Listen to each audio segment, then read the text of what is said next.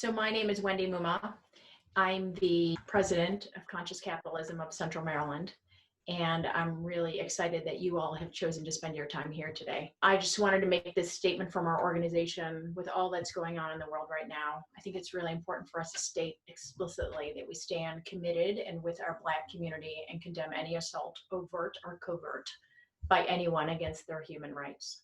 This is true for everyone on our Conscious Capitalism team. Let's just take a moment to absorb the different faces and the beautiful people who have been supporting this workshop this entire time as we put it on by our chapter.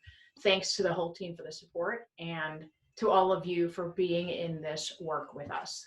We are a strategic partner with 1776, and they released a statement today also with regards to all the unrest and overt attacks on the Black community. I invite you to learn more about 1776. It itself is a network of entrepreneurial incubators that exist to help entrepreneurs succeed and reach maximum potential. They have a vast resource of mentors and virtual programs to help entrepreneurs work remotely and safely. 1776 hopes these workshops will bring a sense of connectivity and engagement. And Conscious Capitalism of Central Maryland thanks 1776 for their strategic partnership and also their explicit statements that they made today. So thank you, 1776. We are here today to talk about the 4-pillar integration. So it's not only about what did we learn in the last 4, and it is also about how do I integrate it into my business.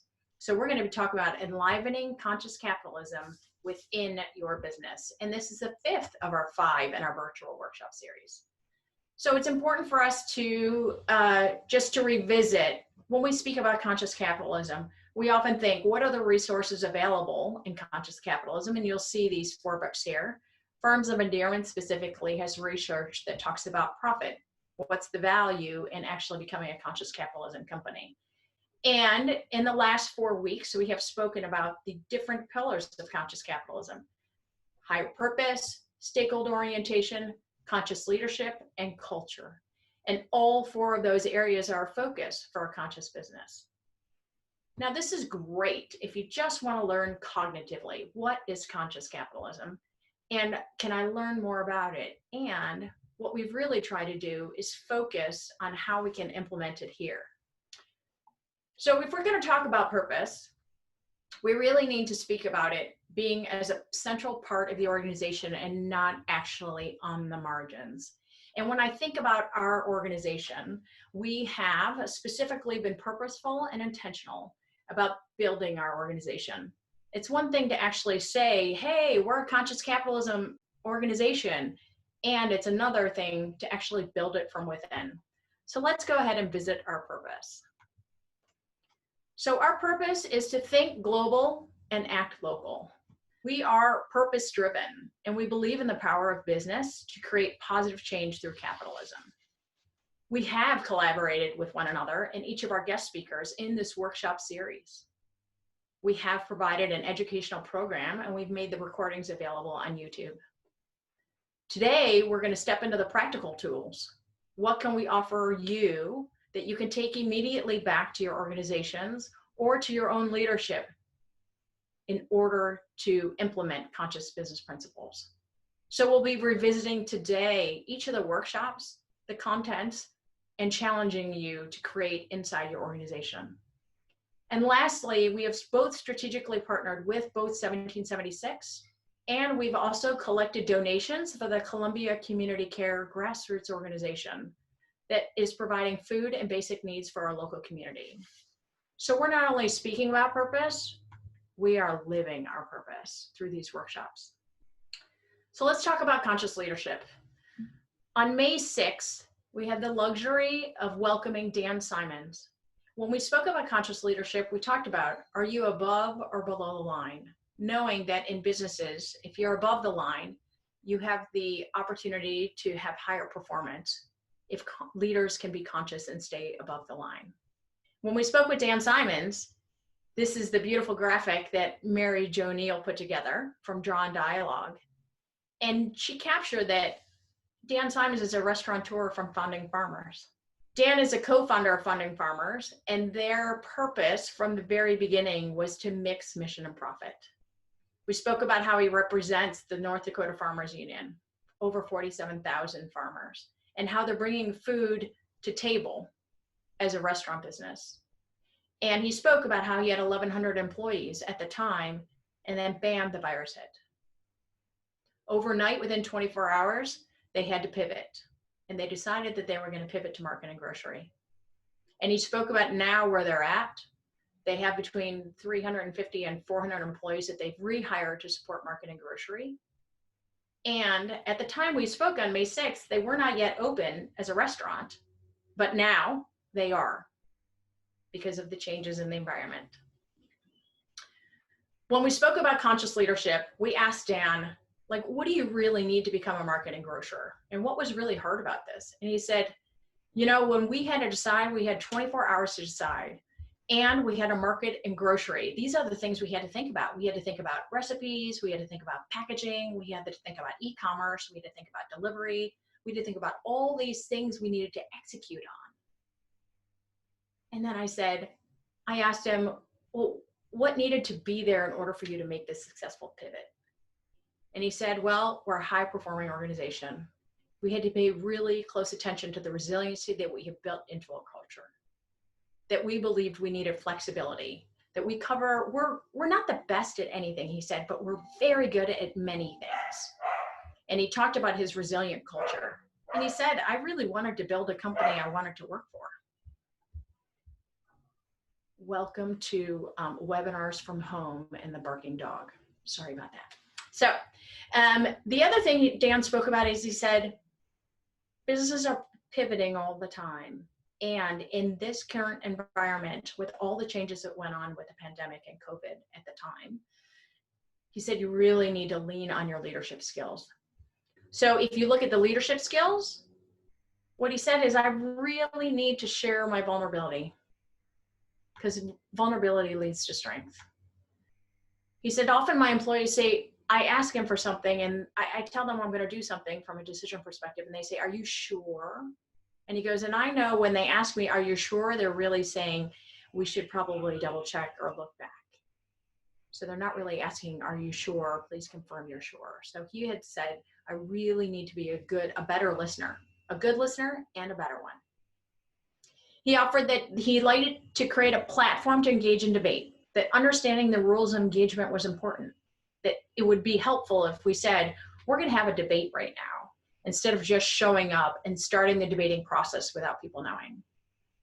And he talked about being aware of his edge and his limitations as a leader. What does he know? What doesn't he know? And what's he willing to learn? And the last thing he said was, I really think about stimulus, breathe, and response. Meaning there's a gap in between. He said, when I have tried to be my best leadership self, I have always put a gap in between, both the stimulus and my response, knowing that that would make for a better outcome for me. He said the biggest issue for his company right now is balancing between work and safety. Not only a safe work environment for his workers, but a safe dining environment for his people. Keeping it clean, keeping people safe, both the people who choose to come, the customers, and his employees. And when we asked him, how do you manage in moving this information out to your teams, knowing that they're widely dispersed? So the company has restaurants in Virginia, Maryland, DC, and Pennsylvania. And when you're doing a pivot, it's one thing to be a one-person company. It's another to have distributed organizations, distributed locations. And he said the most important thing for them in executing a pivot was in deciding, one, and then two, aligning with their values, making sure that everyone had a shared vision, and he had to communicate frequently. And he really felt that because they had baked this into their culture from the beginning, that this was really a gift, an opportunity for them to make a quick shift. So that is what Mary Jo so beautifully captured. So what is it that Dan really captured? There was really two columns. When we think about conscious leadership, it's about leadership within the leader. And these are the areas that Dan talked about. He said, I really have to have good listening skills, and I have to listen more, not less. He said, vulnerability gives you strength. I need to be able to separate the difference between what is my anxiety and what is at risk for the company. He said, I'm looking for candid feedback, and I'm open to it, so I have to ask for it. And he lives in the space between stimulus and response, meaning he's quick to not respond too quickly and to take a breath. And in leading a team, the things he focused on were creating rules of engagement. And he's asking for candid feedback. And he knows that when his team says, are you sure that that's a piece of it? He needs to pay attention, especially when they bring that. He talked about communicating with his teams and with his distributed teams. He said getting alignment was important for their pivot, organizing and making sure that they were all moving at the same pace. And the last thing he said is he said, hire for culture. He said, I've had people come here, they've worked for my company and they didn't do well. And he goes, you know what? That was my fault. I didn't hire for culture. And they went and they left the company and they thrived somewhere else. He goes, I own that. That's something that I have to own. So he recommended hiring for culture. So that's all we had for conscious leadership and what we covered, and that's available on YouTube in about an hour video. And so now I'm going to turn it over to Anyamaechi Nweki, who is going to share with us about stakeholders. All right, thanks, Wendy. So good afternoon, everyone. So we had a really vibrant conversation on the 13th of May, and we had a guest speaker in the person of Neka Chiazo, who was with us from Cox Communications. And we covered a couple of really important points that I'd like to highlight. The first thing we did, and that I think is important for the conversation we can have today, is to paint that picture of the mindset of a conscious capitalist. And so, sorry, Wendy, not yet. My bad. I see. No, that's okay. I'll let you know when to do it. Okay. So we wanted to paint a really good picture of the mindset of the conscious capitalist, how they think about business. And the first thing is that for them, business occurs within the context of an ecosystem. So an ecosystem being this universe that they operate within. And they also see or believe that their ecosystem has stakeholders. And so they're very cognizant of the fact that they don't operate in isolation, that their decisions have consequences for others who are in the ecosystem. And then they also believe that their job as conscious capitalists is really about improving the state of the world. And in other words, they exist because they are solving problems, whether it's problems of people, places, or the planet. And that because they're solving problems, profits happen. And I'm saying this because it goes back to the reason why a conscious capitalist is so stakeholder oriented. They're so stakeholder oriented because if they're solving people, place, and planet problems, then it means that integrated into their business strategy is this concept of stakeholder orientation. So going back to the comment about the ecosystem perspective, the ecosystem for them is really big. So Wendy, if you could show the first four stakeholders. So usually in traditional business talk or speak, there's always this focus, not a sole focus, but a heightened awareness of the inner circle, the stakeholder inner circle. So there's one more, I think. Employee, there you go, thank you.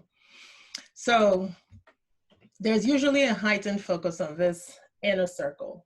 And the inner circle is your traditional stakeholders, your customers, whom you need if you want to make a profit, the people who give you the money to operate, your investors, the suppliers who give you the raw materials you need, and then the employees who are basically the internal workings of the organization. But the conscious capitalist thinks beyond this. So for them, the ecosystem is broader in terms of its extent than what you have here. And what would be the traditional perspective of a capitalist.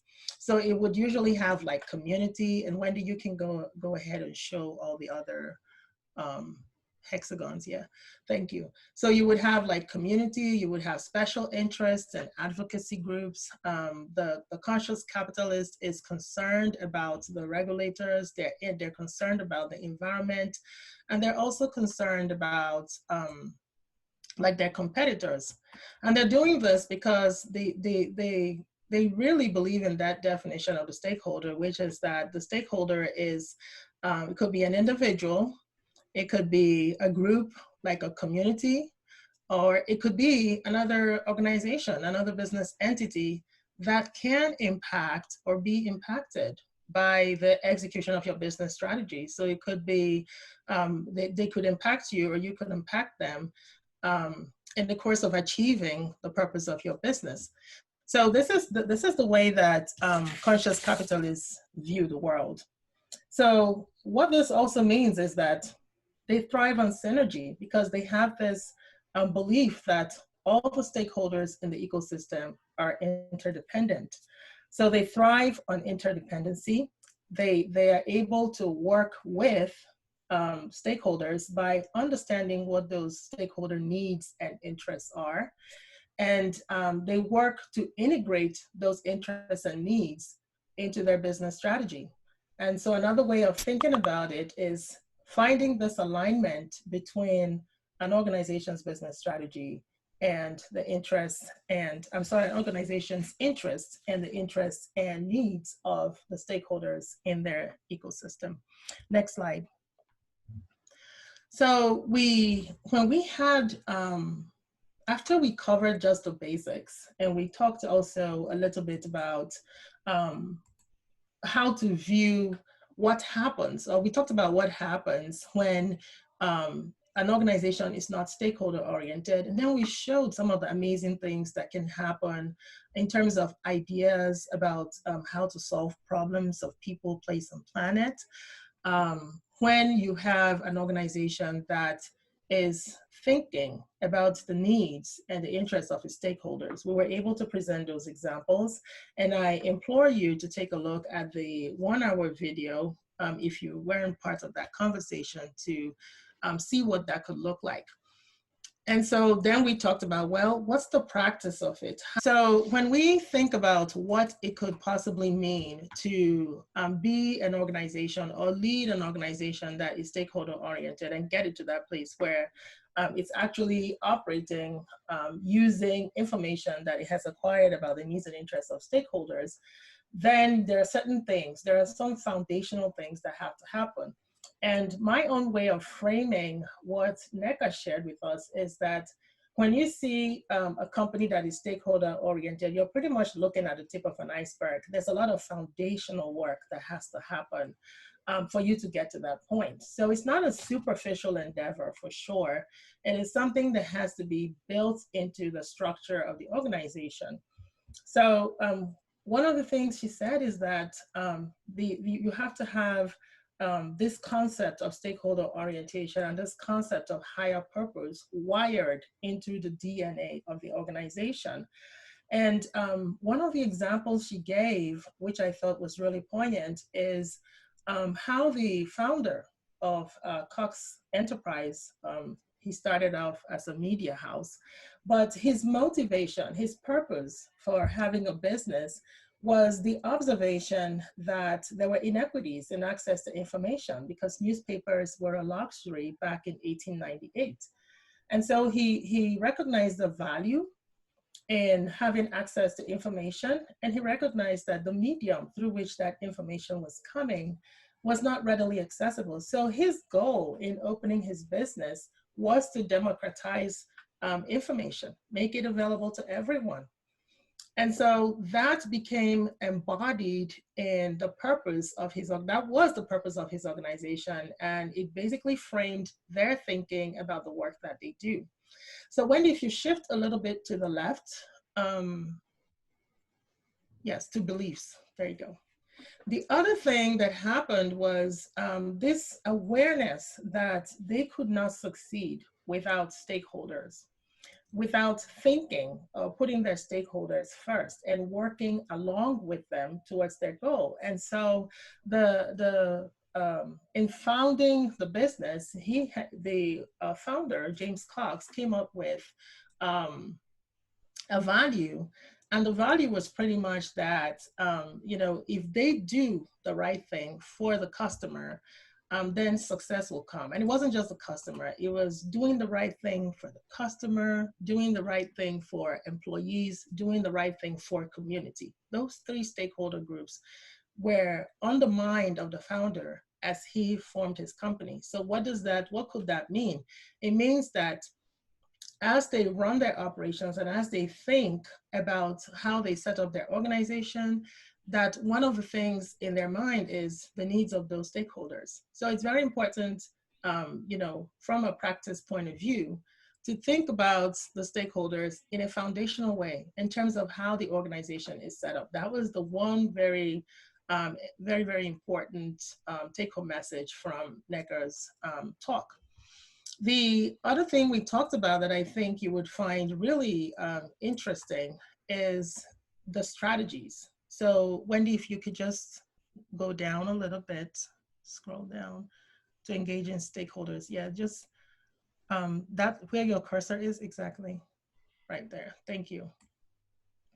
So the other thing that she talked about is how to engage stakeholders, because when we talk about this huge ecosystem and we talk about how do you even, we say you need to be aware of the interests and needs of stakeholders, and then you need to align your interests with those interests and needs. If you're a small business, even if you're a large business, your first question is, oh my God, there's so many stakeholders out there. How do we even get started? Well, there are strategies for engaging stakeholders, and some businesses actually have in place those strategies, but may not realize that they already have what they need in order to access their stakeholders and engage them in other ways other than I'm collecting information or I'm giving you information. So we talked about needs assessments and how do you do that? So it's about partnering with those organizations. If you know the stakeholder and you identify the stakeholder, then you can find the places where that stakeholder would be comfortable having a dialogue or an interaction with you. There was also the comment around how do you even engage people? It's approaching them with a spirit of humility and also approaching them and asking them how they want to be served, which is something that they did. And then it's going to those spaces where those stakeholders feel safe. So that there are spaces where certain stakeholders will feel safe engaging. So for example, communities, especially communities of color, given the context of our country today, communities of color may not feel safe engaging in certain kinds of conversations in any space. And so going to trusted organizations like the Urban League, NAACP, those are two examples that Nneka shared with us, are the ways to break the ice and access them and then have dialogue that's respectful and meaningful and intent on driving change. So yeah, and then we talked, there was a little bit of conversation around what to do within the context of what has happened with COVID, but I will leave that because we talked about repurposing. I will leave that for now. Maybe when we get to the conversation, if people want to have a discussion around that, we can delve into that. But I just wanted to point out that you can even, there are all kinds of stakeholders, and one that was raised is the competitor out there in your ecosystem. And there was something she said that I think was so important given the where we are right now in the business community. She talked about competency. So you see a competitor, everybody has something valuable to bring to the table. So what are the competencies of that competitor and what are yours? So that's one way of thinking about approaching a competitor in order to initiate that conversation about collaboration, because engaging a stakeholder, walking with them and aligning their interests with your interests is really about collaboration. And part of initiating that collaboration is being able to have that conversation. So, and then for employees, it's about giving the employees a space where they can be creative, where they can be part of that creative process in an organization, and allowing them to lead from their understanding of the operations and how the system works, from their perspective. But you have to create that space for them to engage and provide valuable input. So those are some of the examples we talked about. But overall, key messages. It's not going to be a superficial do-over. It has to be wired into the DNA of the organization, which is the thinking about the purpose. And this might be a good time because a lot of organizations are going through a repurposing thing. It's also about the value or values that the organization, um, you know, um, has identified to guide its work. And then it's also about how do you approach your stakeholders so that you can have productive conversations. Next slide. So one of the things that I wanted to point out is I've used a couple of these words in talking, not all of them, but even if I haven't used them, you've probably, maybe you've thought about them because of some of the things I've said, but these are words that you would find in the vocabulary of a stakeholder-oriented business leader. And so if you don't know what to do, or you're trying to figure out what to do with this volume of information, because it can be quite overwhelming just thinking about all the possible stakeholders you can engage and then put that within the context of today, it can be a lot. But you can start with a word. Just pick a word and ask, how can this word be relevant in XYZ or what I'm doing today? So I wanted to just mention these words: equitable, synergy, interdependency, mindfulness, just being conscious of how you deal with people, how you think about people, the act of thinking and doing as a business, being solutions focused, and then having that ecosystem perspective in how you do your business. Stakeholder orientation is a process. It is also an end, and it is something that can be done. So it's you have to see it as a journey, and you have to do a little bit of that foundational work in order to get off on the right footing. So thanks. Hi, everyone. I'm Wendy Baird, and I had the pleasure of co-hosting the Harnessing Purpose Amidst Change with Sandy Young. And I'm just struck by just exactly what Meichi said when she ended her talk about stakeholder orientation, that I would also say that higher purpose is a process, and it's a journey, and there's foundational work that has to be done. And I love how so many of the same words kind of continue the story here. So when we talked about purpose in this workshop on the 20th, we talked about the definition, and there's a few different definitions of it, but purpose is really the reason that your business exists. It's about the impact that you want to make on the world, really in a bigger way. So as much as it was really interesting, because when people shared what their purpose was, it was delightful to see. And many of them were very aspirational, and some of them were very detailed. And I think that one of the beautiful things about higher purpose is that it really invites you to bring a much bigger picture and bigger impact than maybe you could have even imagined your own purpose to be. So it gets to the crux of the matter and really the why you're in business, beyond making a profit and, beyond providing for your family or whatever else. It's that big picture of why do you do what you do. It's really even about, in light of events of the past week, what stand are you willing to take? What impact do you wish to have? So what we talked about is that a great purpose acts like a powerful magnet that really can help align all stakeholders, whether you're running a large corporation or a small business, and that your purpose acts as a compass. So I was delighted to have had a panel of 3 small businesses. So we were lucky enough to hear from kind of a mid-sized business who was really shifting amid the changes with the global pandemic going on.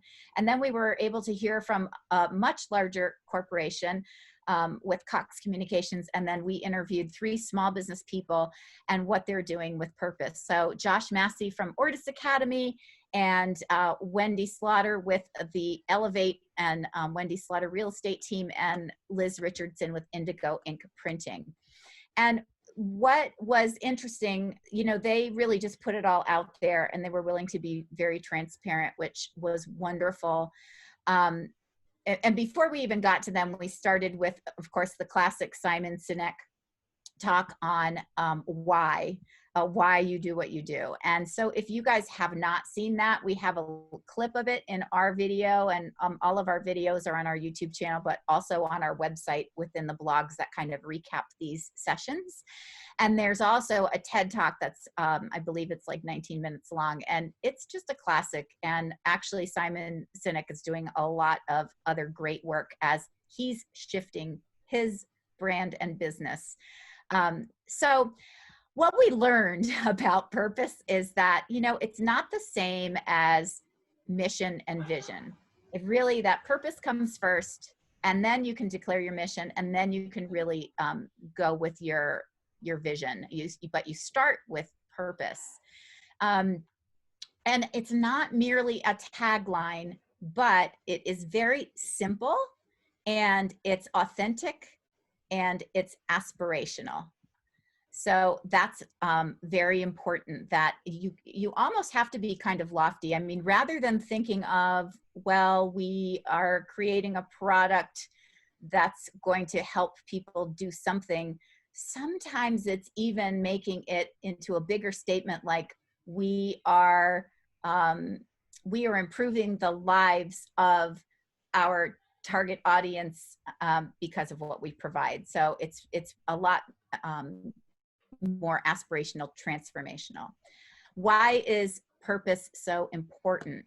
Well, there's many reasons. And actually, Wendy, I'm going to ask you to go to the slide, and then we'll come back to this drawing. Because even though we wrote down some of the different things that it does, we talked about how it helps set business strategy and that kind of thing. But what we heard from our audience, our panelists, is that they said that it really can help them make quicker, better, and bolder decisions. And in times of change, like a pandemic and other things that are going on around us, having that purpose in place helps guide how you might make changes. I mean, our panelists were talking about how they've got to do things to survive, but they also, they're guided by their purpose, and that really helps them in making those decisions. So it's a critical connection point that helps business set strategy. And it's like a magnet in that it's authenticity, it attracts customers, and it attracts great employees. It helps to differentiate your company, your brand, and it creates a competitive advantage. When everybody is speaking from the same page, that can be an amazing thing. So when the people who answer your phones, to your salespeople, to the people that are cleaning the office, when they can all speak from the same page and know that they're part of that purpose, that's a great thing. Purpose also inspires innovation, thoughtfulness, and candor. It can increase brand trust and loyalty, of course, and it positively impacts employees and others. So it's your real identity that when you're clear, no one can take your purpose away. And it's not always easy. That's what the panel talked about a lot. And we'll go back to the drawn dialogue, please. It's evolving. And I think every one of our panelists said, it changes. I mean, we're getting there, but it changes. So I loved that Wendy Slaughter held up her mug that said, "Elevate humanity through business." And she has that on her mugs, and she talks about that all the time, elevating humanity. And she said it's not far from the golden rule, but what they really try to do is leave people better off after working with us. What a wonderful guiding post there. We don't look good unless you look good. We follow our core values, innovation, goodwill, environment, community. That was Liz Richardson's. They didn't have their purpose so much narrowed down, except that they knew that environmental sustainability was super important to them, and that sometimes they would make the more expensive choice or a tougher choice as long as it meant quality and as long as it meant environmental responsibility and sustainability. And they also said that the golden rule is part of their purpose. And then Ortis Academy talked about that a meaningful life is to be financially intelligent.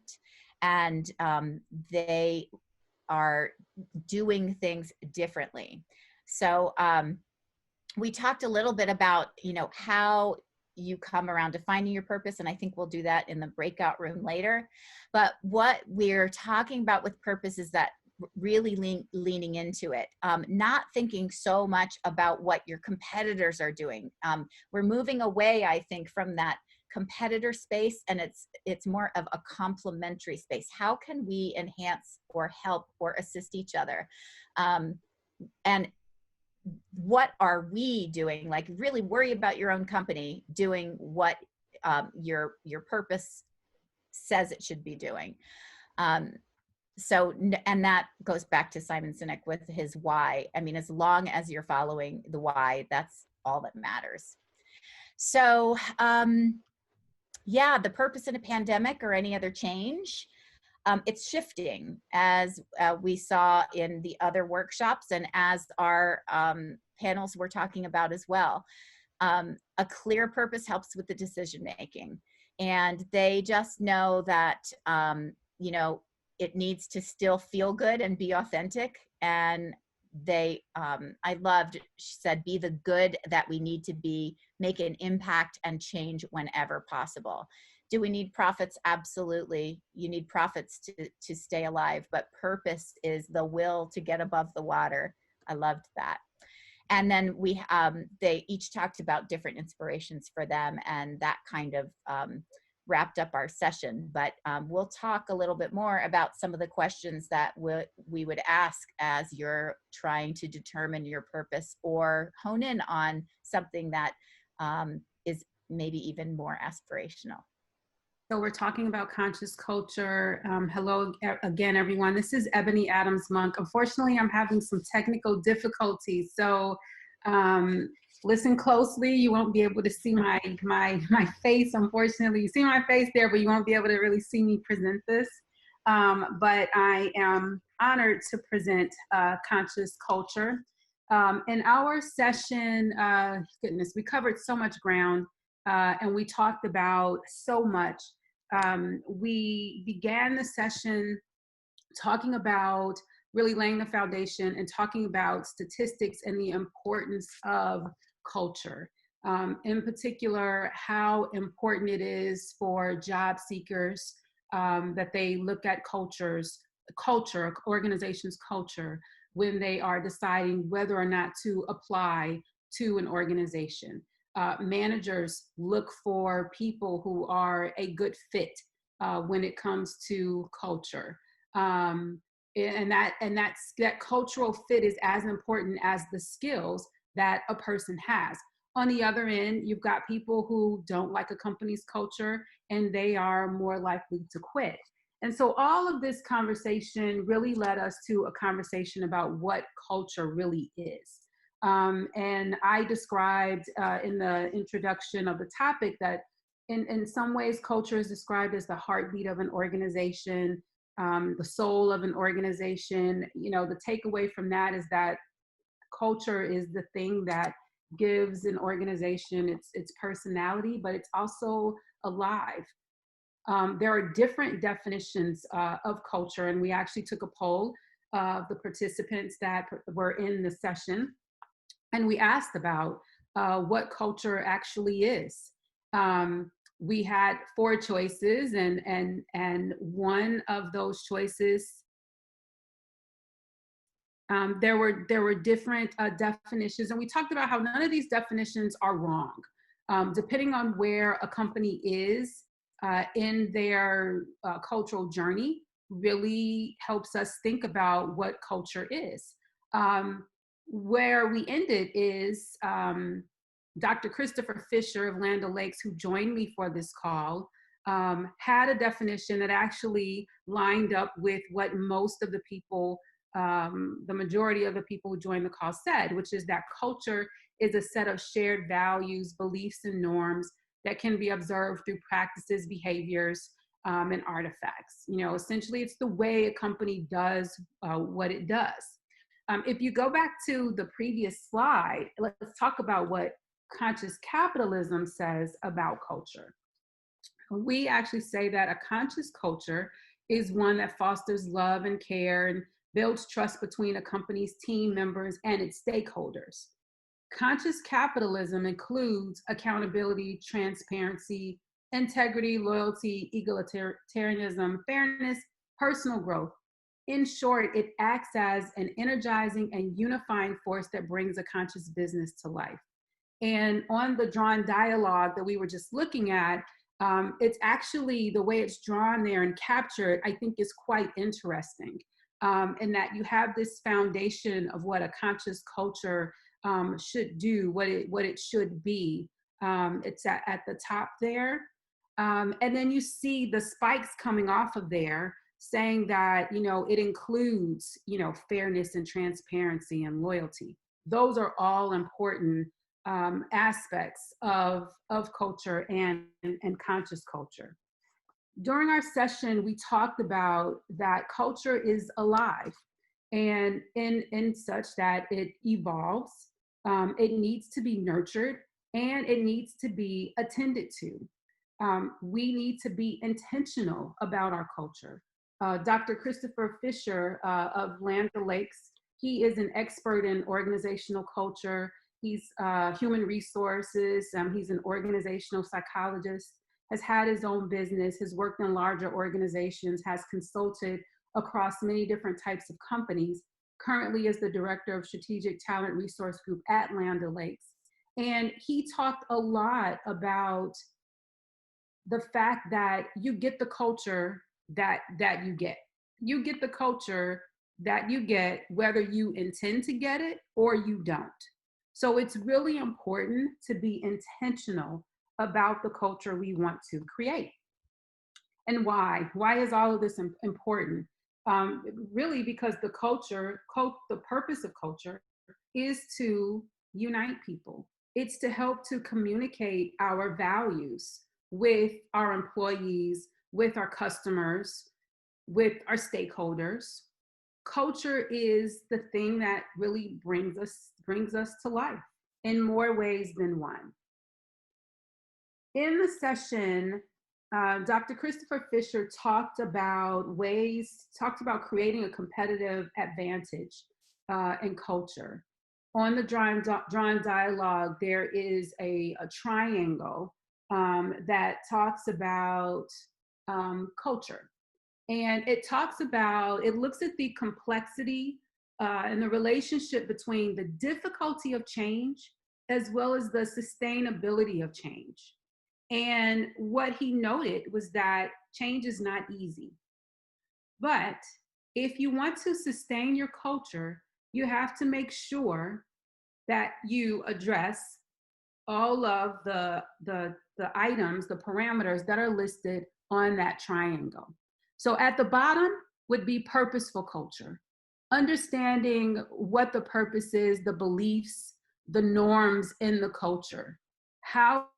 What is that culture now? Understanding how the work gets done. Then moving up to behaviors, what the leadership behaviors are, what are the values, how do we engage and communicate with each other? And then the systems, moving up the triangle, strategy, measures, process, rewards, and then at the top, we get to physical structures and tools. And what that says to us is that the perks of culture, some of the things that we think about they're a small part. They're at the capstone, they're at the top. But it's actually our intention, purpose around our behaviors, our purpose, and our systems that actually provides long-lasting, long-term change and strength for our culture. Dr. Fisher relayed some specific examples at Land O'Lakes, working with the Farmers Restaurant Group, and how they work to change their culture and the relationship within the network of farmers. So that's one example. We also, or he spent some time also talking about how we assess our culture. There we looked at a couple of frameworks. One of the frameworks that we looked at is a framework that I found on Harvard Business Journal from Spencer Stewart. It talks about the 8 types of culture. And what it shows here is on the horizontal axis, it shows how employees interact with each other. On the vertical axis, we look at how they respond to change. And what this tells us is that we can characterize our culture and understand our culture based on those 2 measures. How people interact, how people communicate. Are they independent? They're on the left side, or are they more interdependent on the right side, more team-based? And then also looking at that against the framework of how flexible we are when it comes to responding to change. We spent some time asking everyone to just think about, just looking at these styles here. Do we have a learning style, enjoyment, results, authority, safety, order, caring, purpose? We talked about how Whole Foods would have a purpose style. But we also spent some time talking about how most companies have more than one style. For example, we touched on the fact that some companies may have a results-oriented culture, which is in the lower left quadrant or part of the circle there.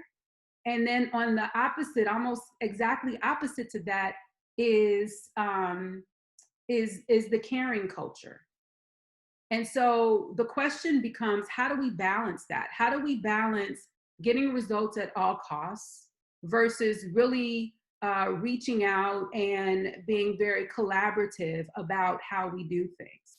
And so we talked about the challenges of being on opposite sides in this particular framework versus being on the same side, where you have styles that actually reinforce each other. And so it's worth really taking a moment and thinking about your culture, thinking about how people interact and how people respond to change. It's a simplistic and easy way for us to think about, without all the fancy tools, to think about what kind of culture we actually have. There's really, the assessment of culture is done for a couple of reasons. One of the reasons is so that we can work on evolving our culture and understanding how to evolve our culture. So Dr. Fisher gave us some examples at Land O'Lakes and how they have been very intentional about changing their culture. That create a competitive advantage was one example, but he also gave some other examples.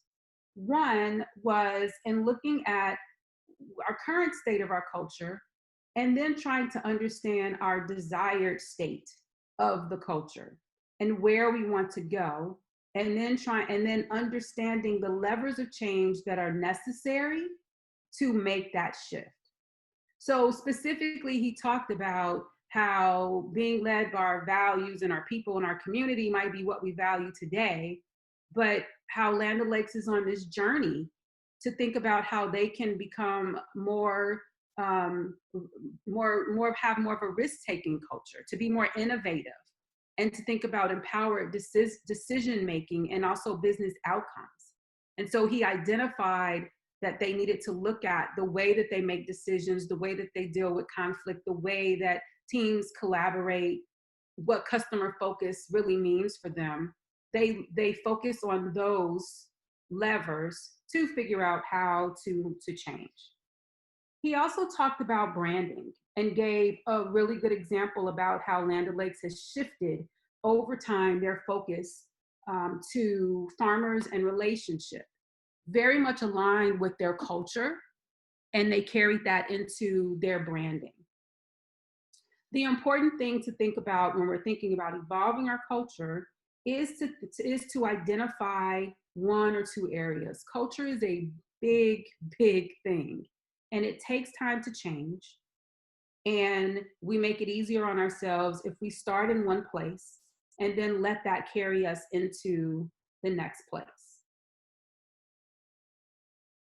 The other reason why evolving our culture and understanding our culture is important is because we all have to understand the roles that we have in our culture. We have to understand our behaviors, our values. Dr. Fisher pointed out, showed us a tool where he actually looked at his personal values against the company's values. And he had to ask himself if his behaviors were actually aligned with the values of the company. And he talked about needing to figure out what he should continue to do and what he should let go of. He talked about changing the way that he works to align with the company. And it's a really important point. When I think about how we actually started the session, we started with a video. And that video featured prominent leaders of businesses that we know. And they all were talking about culture and what culture means for them. What is interesting is that that video ends by saying that culture changes essentially because we change. And so this idea of looking at our values, what we personally value against what the company values, and then deciding to make choices about what to keep and what to let go of is definitely in line with that. So no matter where you sit in the organization, you must understand the culture. If you are hiring or supporting leaders, you have to understand, you may not know the specific framework, but you have to understand the frameworks so that you have an understanding of the skills that may be needed, the supports that are needed, the training that's needed in order to optimize the success. And ultimately, what that does is it gives us strategic advantage and it helps us to be successful. In wrapping this up, I'll note that group culture is one of the most powerful forces on the planet. It was a quote that we showed during the session, and that's a quote from Daniel Coyle, the author of The Culture Code. And how a company plans and nurtures, measures, and responds to culture determines how much that company will succeed. As individuals, we all have a responsibility to influence our cultures. And in the spirit of conscious capitalism, we hold the key. With work, we can build environments that embrace love, care, trust, transparency, integrity, and personal growth. You know, in short, culture is really, it's something that we do. It's not something that is, it's something that we do. And we keep going back to this notion of process. It is an active process. We have an invitation, the invitation to grow, to evolve, and recognize that our cultures are indeed alive. They need to be nurtured. We need to be intentional about them.